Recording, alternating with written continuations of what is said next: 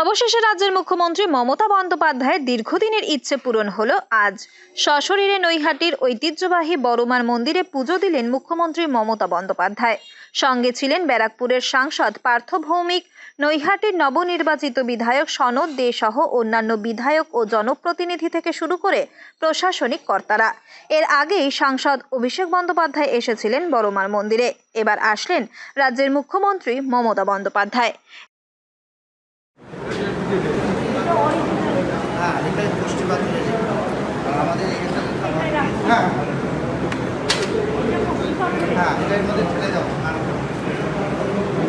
আর যখন কালী পুজো করেন তখন ওটা আমাদের ওইখানে মুক্তি হয় সামনে বাইরে ওই মুখটা কতদিন এটা 101 বছর। এদিন সকাল থেকেই কড়া নিরাপত্তায় মুড়ে ফেলা হয় নৈহাটির অরবিন্দ রোড বড়মার মন্দির চত্বর। মুখ্যমন্ত্রীকে দেখার জন্য বহু মানুষ ভিড় জমান রাস্তার দুপাশে।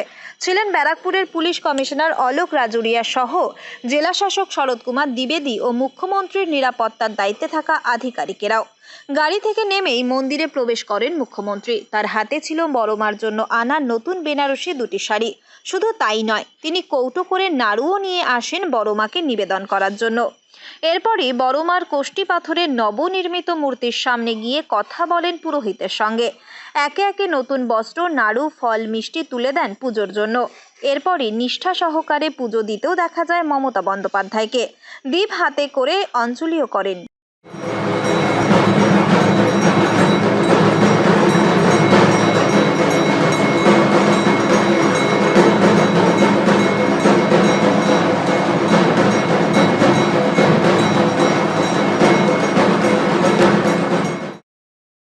সব মিলিয়ে মুখ্যমন্ত্রী প্রায় আধ ঘন্টা মতো সময় মন্দিরে ছিলেন। মন্দিরের মধ্যেই পার্থ ভৌমিকের সঙ্গে কিছু বিষয় নিয়ে আলোচনাও করতে দেখা যায় মুখ্যমন্ত্রীকে।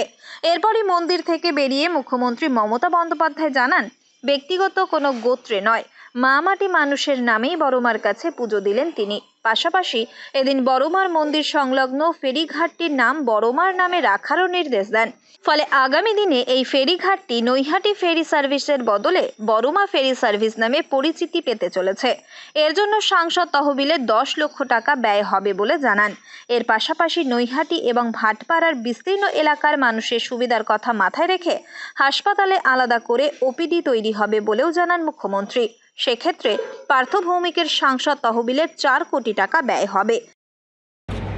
সাথে সাথে আমি বড়মার এখানে আসতাম, আমি অপেক্ষা করছিলাম, কারণ ইলেকশনের মধ্যে আসলে আমাকে ইলেকশন মিটিং করতে হতো, তাই মাঝে মাঝে একটু ফাঁকি দিতে হয়, তাই একটু ফাঁকি দিয়ে অন্য কাজ করছিলাম। এই জন্য আজকে আমার আসার সুযোগ হলো। আজকে মঙ্গলবারও আছে, শনি মঙ্গলবারটা মায়ের দিন। আজ এই ফেরিঘাটটা বড়মার নামে করে দিতে বলেছি।